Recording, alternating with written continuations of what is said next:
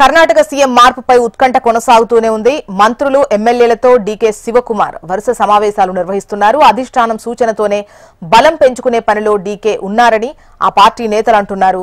ఇక సీనియర్ మంత్రి సతీష్ జార్కిహొళితో డీకే రహస్య సమావేశం అవ్వడం దీంతో సీఎం మార్పు ఖాయమనే అనిపిస్తోంది. డీకే శివకుమార్ కు రాహుల్ గాంధీ నుంచి wait I will call you అన్న సందేశం వచ్చినట్టుగా తెలుస్తోంది. రాష్ట్ర నాయకత్వంలో మార్పులు జరగొచ్చనే ఊహాగానాలు సాగుతున్న వేళ డీకేకు రాహుల్ నుంచి ఈ మెసేజ్ రావడం ప్రాధాన్యత సంతరించుకుంది. ఎల్లుండి ఢిల్లీ వెళ్లేందుకు డీకే సన్నద్దమవుతున్నారు. సోనియా గాంధీని కలుసుకునేందుకు అపాయింట్మెంట్ కోరిన డీకే అదే రోజున బెంగళూరుకు తిరిగొస్తారని పార్టీ వర్గాలు చెబుతున్నాయి. ఈ నెలాఖరు వరకు సీఎం మార్పుపై క్లారిటీ వస్తుందంటున్నాయి పార్టీ శ్రేణులు. ఇక డీటెయిల్స్ అందించేందుకు రాయలసీమ రీజనల్ కోఆర్డినేటర్ ప్రవీణ్ సిద్ధంగా ఉన్నారు. ప్రవీణ్, చెప్పండి, ఏంటి కర్ణాటక రాజకీయాలు చూస్తే ఎలా అనిపిస్తోంది? At the same time December 1వ తేదీ నాటికి అంటే సిద్ధరామయ్యే కొనసాగుతారా లేదా డీకేకు పగ్గాలు అప్పజెపుతారా అన్నటువంటి చర్చ అయితే నడుస్తోంది. సో దీనికి సంబంధించి ఎటువంటి చర్చ అటు కర్ణాటక రాజకీయాల్లో నెలకొంది? జోష్న, కర్ణాటకలో కొంతకాలంగా సీఎం మార్పు వివాదాంశానికి త్వరలో అధిష్టానం చెక్కబెట్టే ప్రయత్నాలు అయితే సాగిస్తున్నట్లు తెలుస్తుంది. మరి 2-3 రోజుల్లో సీఎం సిద్ధరామయ్యతో పాటు డీకే శివకుమార్ ఇద్దరిని కూడా అధిష్టానం ఢిల్లీకి పిలిపించే అవకాశాలు ఉన్నాయి.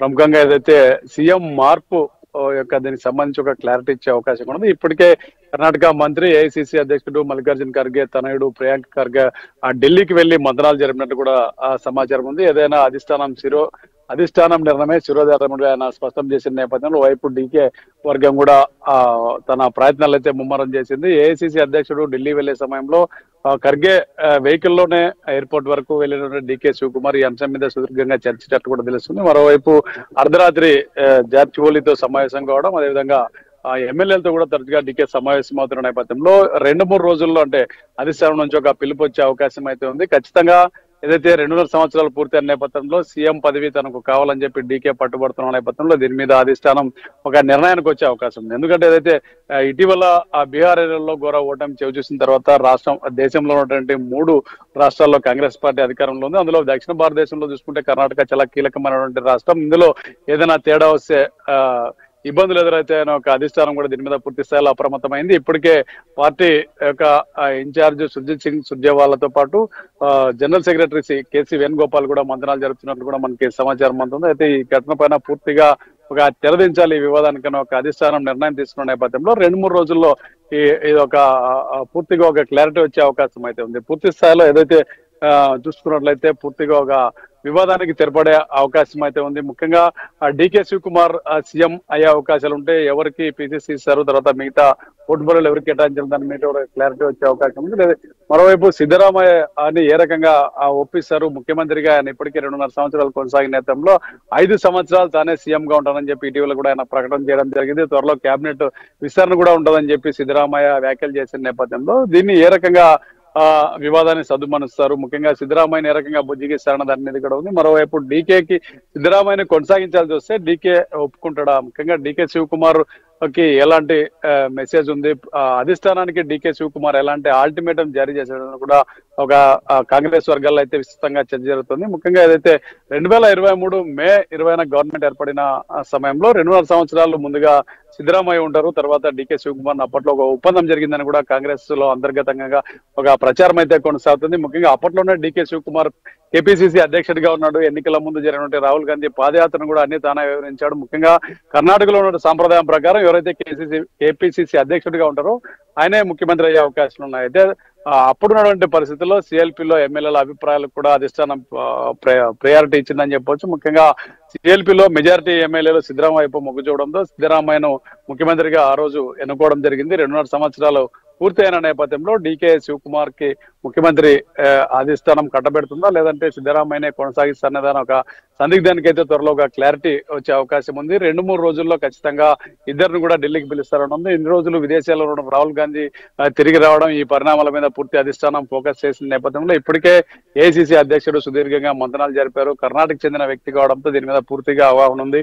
డీకే శివకుమార్ ముందు నుంచి కూడా కాంగ్రెస్ లో ఉన్నటువంటి వ్యక్తి, భర్త కాంగ్రెస్ లో ఉన్నారు. కాంగ్రెస్ పెద్దలంటే కూడా ఆయనకు అమితమైనటువంటి ప్రేమ విమానం ఉన్న నేపథ్యంలో డీకే శివకుమార్ కి ఎలాంటి ప్రాధాన్యత ఇస్తారు, అదేవిధంగా ఒక మాస్ లీడర్ గా ఉన్నాడు పబ్లిక్ లో, అదేవిధంగా అధికారులతో పాటు పబ్లిక్ లో కూడా మంచి ఇమేజ్ ఉన్నటువంటి సిద్ధరామయ్యకి ఎమ్మెల్యేల బలగం కూడా కొంచెం అధికంగా ఉన్న నేపథ్యంలో సిద్ధరామయ్యని ఏ రకంగా సైడ్ చేయాల్సి వస్తే ఏ రకంగా ఆయన్ని బుజ్జగిస్తారనే దాని మీద కూడా కొంత క్లారిటీ రావాల్సి ఉంది. ఏదేమైనా ఈ డిసెంబర్ 8 నుంచి పార్లమెంట్ శీతాకాలం సమావేశాలు ప్రారంభమవుతున్నటువంటి టైంలోనే ముఖ్యమంత్రి ప్రమాణ స్వీకారానికన్నా ముందే సిద్ధరామయ్యనా డీకేనా అన్నటువంటి ఈ చర్చల నడుమ ఆల్రెడీ 2.5 సంవత్సరాలకు ఒకరు సీఎం గా ఉండేటువంటి అవకాశం ఉంటుంది అన్నటువంటిది, అంటే బహిరంగంగా బయటికి చెప్పకపోయినా కూడా వీళ్ళ మధ్యలో సయోధ్య కుదిర్చే క్రమంలో ఈ మాట ఇచ్చారు డీకేకు అన్నటువంటి వార్తలైతే వినిపిస్తున్నటువంటి క్రమంలో ఇప్పుడు డీకేకి ఇచ్చే అవకాశాలు ఎక్కువగా ఉంటాయా, లేదా ఎమ్మెల్యేల బలగం మద్దతు అటు సిద్ధరామయ్యకు ఎక్కువగా, అంటే మెజారిటీ ఇటు డీకేకు ఒక వర్గం ఉంది అటు ఉంది, బట్ మెజారిటీ ఉంది కాబట్టి ఈ 2.5 ఏళ్లు కూడా ఇలాగే కొనసాగే అవకాశాలు ఎక్కువగా ఉంటాయి. ఏ ఈక్వేషన్స్ తో నడుస్తున్నాయి అక్కడ? ఖచ్చితంగా ఏదైతే ఎన్నికలు జరిగిన మరుసటి రోజు నుంచే డీకే శివకుమార్ తనకు ముఖ్యమంత్రి పదవి కావాలని ఒక అల్టిమేటం తో కాంగ్రెస్ అధిష్టానంతో చర్చలు జరపడం జరిగింది. ముఖ్యమంత్రి పదవికి తానే అర్హుడిని. గతంలో సిద్ధరామయ్య సిఎల్పి నేతగా ఉన్నాడు, ప్రతిపక్ష నాయకుడిగా కొనసాగాడు. అంతకుముందు 5 ఏళ్లు సిద్ధరామయ్య ముఖ్యమంత్రిగా పనిచేశాడు. 2013 నుంచి ఉన్నటువంటి గవర్నమెంట్ లో కూడా ఆయన ముఖ్యమంత్రిగా పనిచేశారు. తర్వాత ఉన్నటువంటి అపోజిషన్ లో కూడా ఆయన ప్రతిపక్ష నేతగా ఉన్నారు. సిద్ధరామయ్య కాంగ్రెస్ లో ఎన్నిసార్లు ఇస్తారని అప్పట్లోనే డీకే శివకుమార్ ప్రశ్నలు లేవనెత్తారని కూడా దీని మీద అప్పట్లో పెద్ద చర్చ జరిగింది. ఖచ్చితంగా కేపీసీసీ అధ్యక్షుడిగా ఎన్నికల్లో అన్ని తానే వివరించినటువంటి డీకే శివకుమార్ ముఖ్యమంత్రి కావాలని చెప్పి అప్పట్లోనే పట్టుబడడం జరిగింది. సుదీర్ఘంగా దాదాపు 10 రోజులు ఇద్దరి మధ్య నెలకొన్న వివాదాన్ని పరిష్కరించడానికి అధిష్టానం దాదాపు 10 రోజులు పట్టింది. చివరికి సిఎల్పి నిర్ణయం మేరకు ఎమ్మెల్యేల మెజార్టీ మేరకు అప్పట్లో సిద్ధరామయ్యని ముఖ్యమంత్రిగా అనౌన్స్ చేశారు. ఆ సందర్భంగా ఒక ఒప్పందం జరిగిందనేది అప్పట్లో ఉన్నటువంటి ప్రచారం. 2.5 సంవత్సరాల తర్వాత డీకే శివకుమార్ కి ముఖ్యమంత్రి పదవి ఇస్తారని చెప్పి ఒక ప్రచారం అప్పట్లో జరిగింది. ఇందులో కాంగ్రెస్ లో ఇంటర్నల్ గా ఒక ఒప్పందం జరిగిందని కూడా అప్పట్లో ఒక ప్రచారం జరిగింది. అయితే తాజాగా నవంబర్ 20కి 2.5 సంవత్సరాలు పూర్తి అయిన నేపథ్యంలో ఇప్పుడు డీకే శివకుమార్ సీఎం అవుతారని చెప్పి ఆయన శిబిరంలో ఉన్నటువంటి ఎమ్మెల్యేలు గట్టిగా వాదన వినిపిస్తున్నారు. ముఖ్యంగా హుసేన్ లాంటి ఎమ్మెల్యేలు బహిరంగంగానే డీకేకి ఖచ్చితంగా ఇవ్వాలని చెప్పి డిమాండ్ చేస్తున్న నేపథ్యంలో ఒక రాజకీయంగా ప్రభుత్వంలో ఒక సంక్షోభానికి అయితే ఇది దారితీసే అవకాశాలు ఉన్నాయి. ముఖ్యంగా ఆ దళిత నేత, హోంమంత్రి, మాజీ పిసిసి అధ్యక్షుడు పరమేశ్వర తాను కూడా సీఎం రేస్ లో ఉన్నానని చెప్పి ప్రకటించుకోవడం, మరో విధంగా ఏదైతే సతీష్ జారకిహోళి దళిత వర్గానికి చెందిన వ్యక్తి, ఎమ్మెల్యేలతో ఆయన కూడా తరచూ మంత్రాలు జరుగుతున్నారు. కనీసం 20 మంది ఎమ్మెల్యేల మద్దతు కూడగట్టే ప్రయత్నం కూడా ఆయన చేస్తున్న నేపథ్యంలో కర్ణాటకలో ఇలాగే కొనసాగితే మరికొన్ని రోజులు ఇది ఒక సంక్షోభానికి దారితీసే అవకాశం కూడా ఉంది. పార్టీలో చిలిక వైపు వెళ్లే అవకాశాలు ఉన్నాయని చెప్పి ఒక ఉద్దేశంతో ఇప్పటికే హైకమాండ్ అప్రమత్తమైంది. ఎక్కడికెక్కడ చర్చలు జరుపుతున్న పరిస్థితి. పార్టీలో ముఖ్యంగా ఏదైతే డీకే శివకుమార్ కి పార్టీ అధినేత రాహుల్ గాంధీ నుంచి కూడా ఒక మెసేజ్ వచ్చినట్లు కూడా 2 రోజులుగా ప్రచారం జరుగుతుంది. I will call you, wait and see అని చెప్పి ఆయన ఒక మెసేజ్ కూడా డీకేకు పంపినట్లు కూడా సమాచారం ఉంది. ఇప్పటికే ఏఐసీసీ అధ్యక్షుడు ఢిల్లీ చేరుకున్న నేపథ్యంలో సుదీర్ఘంగా ఉన్న ఏదైతే పార్టీ పెద్దలతో సోనియా గాంధీతో మంత్రాలు జరపాల్సి ఉంది, రాహుల్ గాంధీతో మిగతా వాళ్ళతో కూడా ఈ విషయాల మీద చర్చించిన ఆ నేపథ్యంలో పూర్తిగా ఈ 2-3 రోజులు ఏదైతే దాదాపు ఈ నెలాఖరికి ఒక 4-5 రోజుల్లో దీనికి ఒక పులి స్టాప్ పెట్టాలని చెప్పి అధిష్టానం అయితే ఒక నిర్ణయానికి వచ్చినట్లు కాంగ్రెస్ వర్గాల ద్వారా తెలుస్తుంది. రైట్ ప్రవీణ్. కర్ణాటక సీఎం మార్పుపై ఉత్కంఠ కొనసాగుతూనే ఉంది. మంత్రులు, ఎమ్మెల్యేలతో డీకే శివకుమార్ వరుస సమావేశాలు నిర్వహిస్తున్నారు. అధిష్టానం సూచనతోనే బలం పెంచుకునే పనిలో డీకే ఉన్నారని ఆ పార్టీ నేతలు అంటున్నారు.